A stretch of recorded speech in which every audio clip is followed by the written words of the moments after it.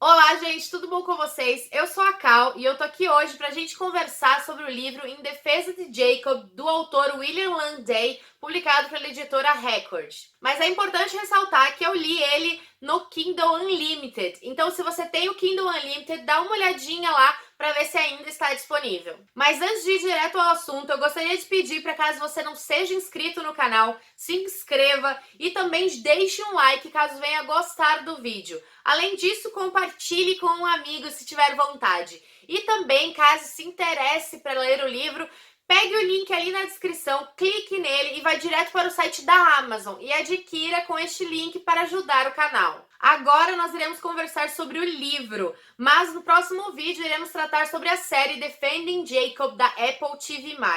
Começamos a história acompanhando Andrew Barber, que também narra o livro, sendo a história narrada em primeira pessoa. Ele está respondendo perguntas em uma espécie de pré ou julgamento efetivamente. E depois vamos para o que aconteceu antes, o que levou a este julgamento. Andrew Barber trabalha como promotor, é casado com Laurie e tem um filho chamado Jake. Em um dos chamados do seu trabalho, encontra um corpo de uma adolescente de 14 anos chamado Ben Rifkin no parque. Ben é colega de Jake e as famílias se conheciam. De princípio, Andy é encarregado do caso e junto com o Duff, que é um policial, eles investigam. As provas são bastante escassas, então eles pretendem, ou melhor, eles vão, na verdade, à escola conversar com os estudantes. Este caso, por sinal, ele causou uma comoção gigante tanto na escola como na região onde eles vivem. Após a descoberta de uma digital no casaco do adolescente morto, Andy é afastado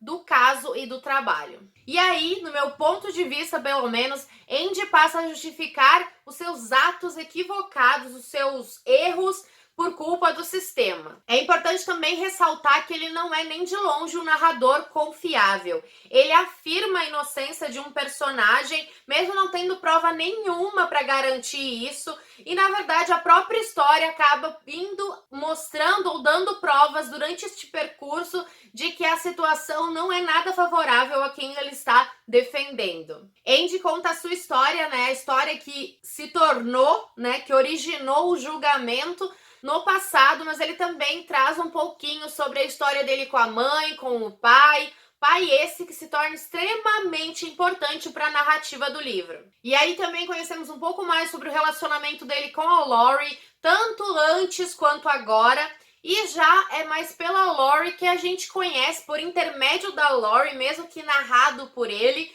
um pouco mais sobre a infância do Jake. Antes mesmo de ele deixar o caso, o Andy ele desconfia que quem fez isso foi um molestador sexual, então ele acaba ficando teimando, batendo sempre nessa tecla de que foi um molestador sexual e ele acaba ficando até um pouco obcecado com a situação. A história também traz a questão do gene assassino. Se é possível ou não que tenhamos recebido de maneira hereditária este gene e desenvolvendo uma psicopatia. Por exemplo, se o seu pai, seu avô, sua mãe, sua avó, enfim, eles cometeram algum tipo de crime porque eles têm um determinado tipo de gene e assim passou para você e automaticamente você tem tendências a cometer este tipo de crime. Só que aí podemos entrar na discussão relacionada a que você já nasce mal, o que honestamente é bastante complexo e bastante complicado de se tratar, mas eu acho que o livro consegue absorver de maneira bem interessante estes aspectos e nos explicar um pouquinho mais sobre. Andy, além de não ser um narrador confiável, de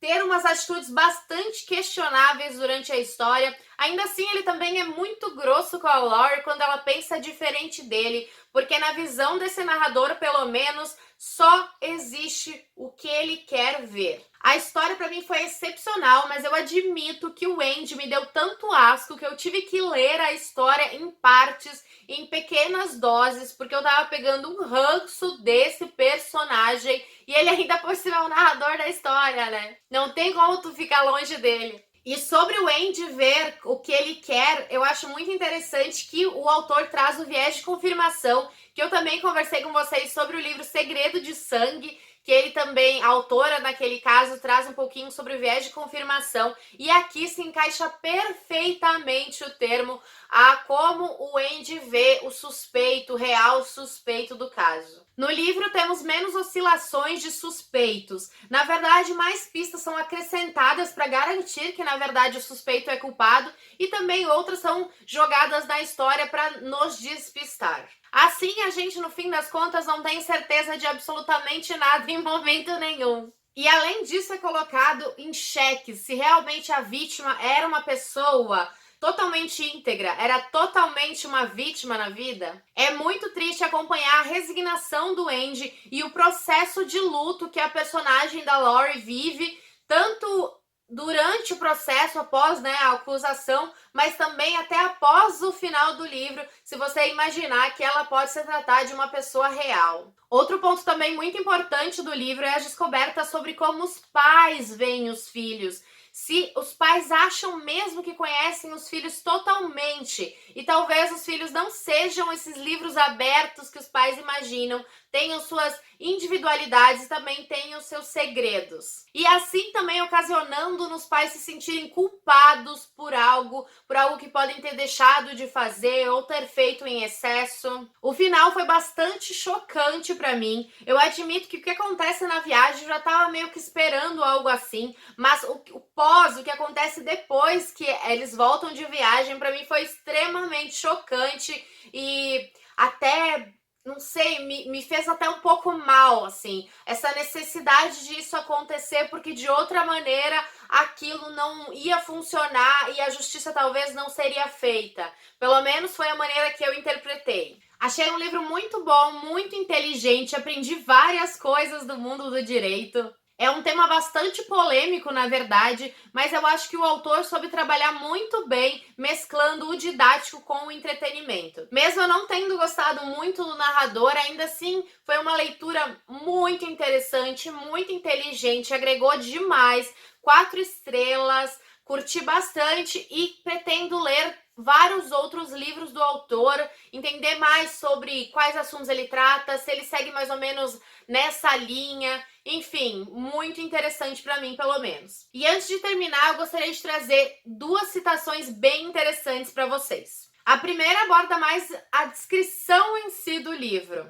Sem empatia, tudo é permitido. A moralidade se torna muito subjetiva e flexível. E o segundo, para mim, representa bastante o final da história. Danos endurecem a todos nós. Também endurecerá você quando o encontrarem. E com certeza encontrarão. Enfim, gente, eu indico bastante sim a leitura, então eu vou deixar ali embaixo o link para vocês adquirirem o livro na Amazon, caso tenham gostado deste vídeo, também se interessado pelo livro, e também o link para assinar o Kindle Unlimited. Muito obrigada por vocês terem assistido ao vídeo, eu vejo vocês no próximo, que é o vídeo da série. Iremos conversar muito, porque eu anotei muita coisa aqui pra gente falar sobre Defending Jacob. Um grande beijo pra vocês, obrigada novamente por terem assistido, tchau, tchau!